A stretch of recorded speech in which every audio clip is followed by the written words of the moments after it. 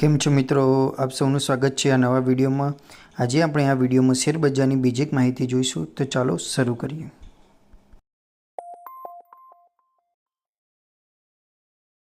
What is stock market શું છે? Share બજાર એક એવી જગ્યા છે જ્યાં કંપનીના શેર કે સ્ટોક્સ ખરીદવામાં અને વેચવામાં આવે છે।